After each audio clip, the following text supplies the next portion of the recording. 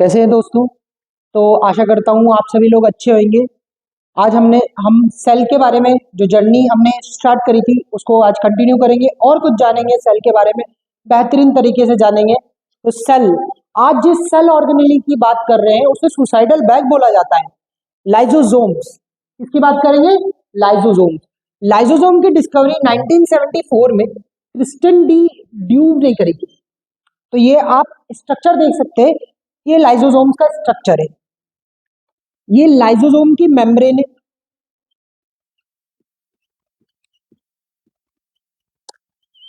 ये लाइजोसोम की मेम्ब्रेन है। मैंने जैसे ही बताया था सारे सेल ऑर्गेनेल मेम्ब्रेन बाउंड होते हैं, तो इसकी भी मेम्ब्रेन होगी। इसका जो शेप होता है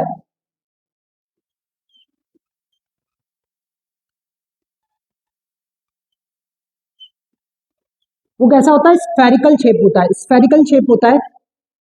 स्फेरिकल शेप होता है। ये इसकी मेम्ब्रेन है। और ये जो आप देख रहे हैं, ये हाइड्रोलाइटिक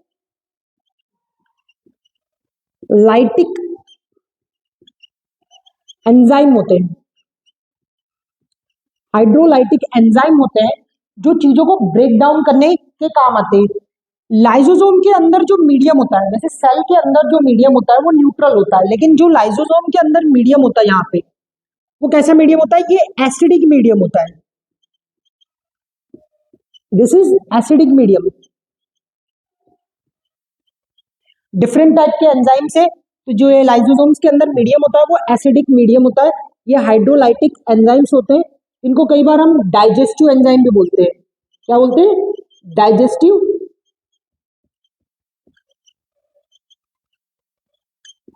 एंजाइम्स।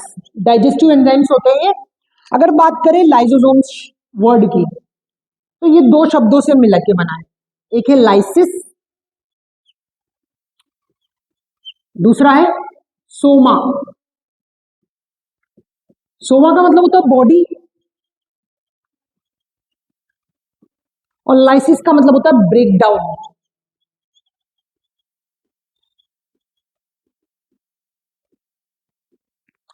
अब हम बात करते हैं लाइसोसोम्स के फंक्शंस की।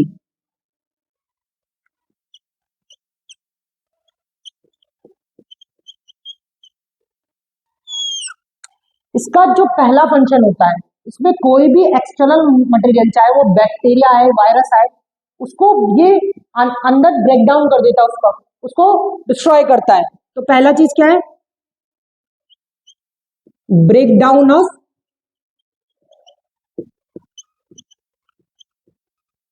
ब्रेक डाउन ऑफ एक्सटर्नल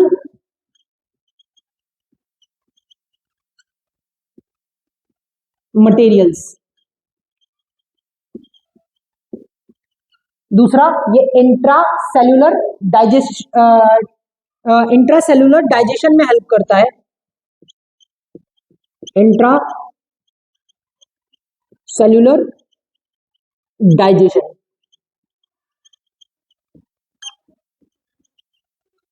दूसरा, जब सेल मैच्योर हो जाती है, ओल्ड हो जाती है या डिस्ट्रॉय हो जाती है, तो ये ये लाइसोसोम क्या करता है? ये बस्ट कर लेता है, और ये बस्ट करता है, और इसके अंदर से जो हाइड्रोलाइटिक एंजाइम है वो निकलते हैं, और उस पूरी सेल को ये क्या कर लेते हैं? ईट अप कर लेते हैं। इसी कारण इसको, लाइसोसोम को क्या बोला जाता है? सुसाइडल बैग ऑफ सेल बोला जाता है। क्या बोला जाता है? Suicidal bag of cell. क्यों बोला जाता है? When cell become old and get damaged,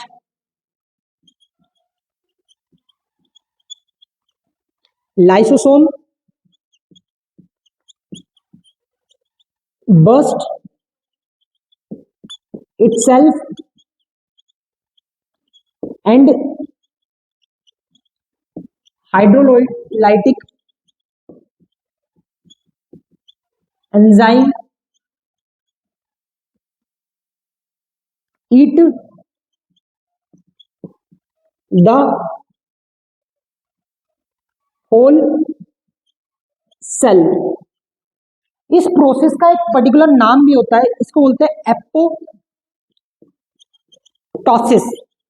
apoptosis का मतलब होता है प्रोग्राम्ड सेल डेथ। तो हमने जाना कि जो लाइसोसोम की डिस्कवरी 1974 में क्रिस्टन डी डियोवे ने करी थी। इसका स्ट्रक्चर जो शेप होता है वो स्फेरिकल शेप होता है, जनरली स्फेरिकल होता है। ये आप स्ट्रक्चर देख सकते हैं, ये इसकी मेम्ब्रेन होती है। इसके अंदर ये जो एंजाइम प्रेजेंट है इसको हाइड्रोलाइटिक एंजाइम बोलते हैं, जिसको हम कई बार डाइजेस्टिव एंजाइम करते हैं। इनका काम क्या होता है? चीजों का ब्रेक डाउन करवाना। इसके अंदर जो मीडियम होता है वो एसिडिक मीडियम होता है। हम जनरली बात करी जाए पूरे सेल के अंदर जो मीडियम होता है वो न्यूट्रल होता है, लेकिन ये एसिडिक मीडियम, मैं होप करता हूँ आप सब जानते होंगे एसिडिक मीडियम क्या होता है। 1 से लेके पीएच स्केल में जो 1 से लेके 6 तक, 1 से लेके 6 तक का जो स्केल होता है उसको है ना एसिडिक बोलते हैं। फिर 7 को न्यूट्रल बोलते हैं, और फिर 7 के बाद 7 से लेके 14, 7 के से लेके 14 तक का जो मीडियम होता है वो बेसिक मीडियम होता है। अगर फंक्शन की बात की जाए तो ब्रेक डाउन करता है एक्सटर्नल मटेरियल, जैसे कि वायरस बैक्टीरिया जो भी सेल में इंटर कर गए उनको ब्रेक डाउन करता है। दूसरा इंटरसेलुलर डाइजेशन करता है, ये क्लींजिंग एजेंट का काम करता है सेल के लिए, work as a cleansing agent of cell. जब सेल ओल्ड हो जाती है, वो डैमेज हो जाती है, तो लाइसोसोम क्या करता है? अपने आप को बर्स्ट करता है। जैसे ही वो बर्स्ट करता है उसमें से हाइड्रोलाइटिक एंजाइम निकलते हैं और वो सेल को ईट अप कर लेते हैं, खा लेते हैं उसको। इसीलिए इसको suicidal bag of the cell बोला जाता है। इस पूरी प्रोसेस को बायोलॉजी में एक नाम दिया गया है जिसको बोलते हैं एपोटोसिस, इसको बोलते हैं प्रोग्राम्ड सेल डेथ। क्या बोला जाता है? Programmed cell death. ये तो हमने बात जाना लाइसोसोम। तो आज हम हमारे दूसरे सेल ऑर्गेनेल की तरफ चलेंगे जिसका नाम है वैक्यूल।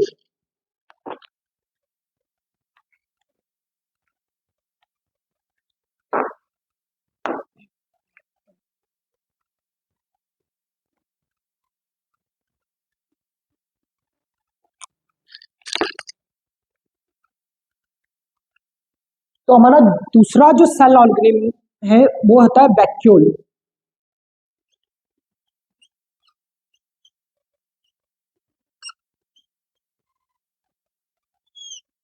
वैक्यूल जनरली जो वैक्यूल होता है वो स्टोरेज यूनिट होती है सेल की, स्टोरेज यूनिट ऑफ सेल। ये क्या क्या स्टोर करता है? ये पहली बात तो वेस्ट मटेरियल को स्टोर करता है,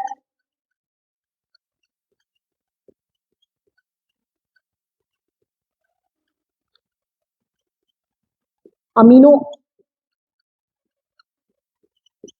acids, ions, other important nutrients.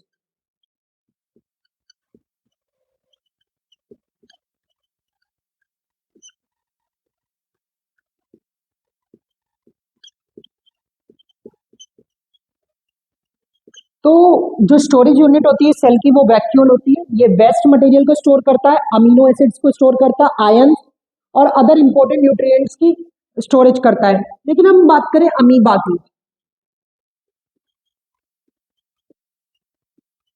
Amoeba का जो वैक्यूल होता है वो फूड का स्टोरेज करता है, इसीलिए उसको फूड वैक्यूल बोलता है। क्या बोलते हैं? फूड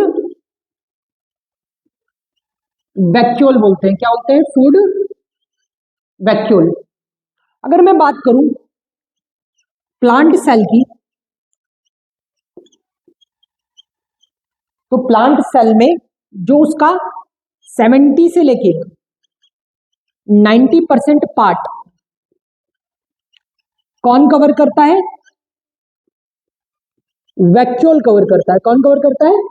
वैक्यूल करता है। और प्लांट सेल में ये वाटर स्टोरेज का भी काम करता है, वाटर स्टोरेज का काम करता है वैक्यूल। और वहां पे प्लांट सेल में जो होता है सिंगल वैक्यूल होता है, सिंगल एंड सेंट्रल वैक्यूल होता है।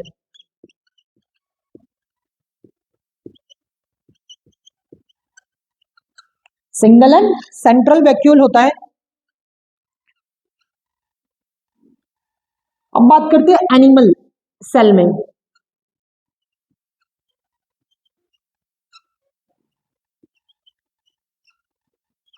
एनिमल सेल में जो वैक्यूल होता है वो मोर देन वन वैक्यूल होते हैं।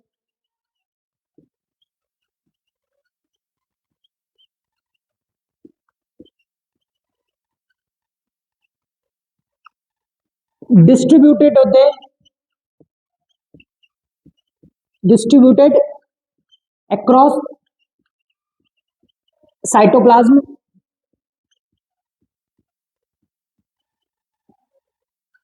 ये डिस्ट्रीब्यूटेड होते हैं अक्रॉस साइटोप्लाज्म होते हैं डिस्ट्रीब्यूटेड, और मोर देन वन वैक्यूल होते हैं, डिस्ट्रीब्यूटेड होते हैं अक्रॉस साइटोप्लाज्म। तो ये आपने जाना एनिमल सेल में कि एक से ज्यादा वैक्यूल्स होते हैं और जो साइटोप्लाज्म में अलग अलग जगह पे बटे हुए होते हैं। अगर मैं बात करूं जो मेम्ब्रेन होती है,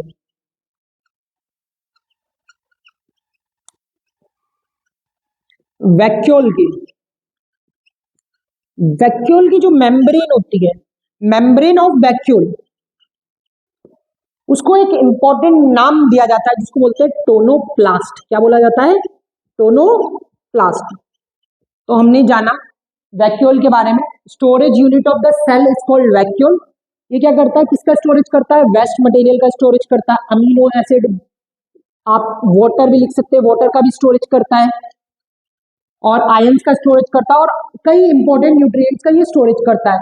अगर अमीबा में बात करी जाए, अमीबा एक यूनिसेलुलर ऑर्गेनिज्म है, सबको पता है, मैंने पहले लेक्चर्स में बताया भी था आपको।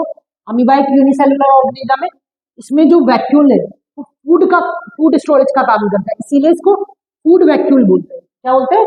फूड वैक्यूल के। फिर हमने समझा कि प्लांट सेल और एनिमल सेल में वैक्यूल में क्या अंतर है।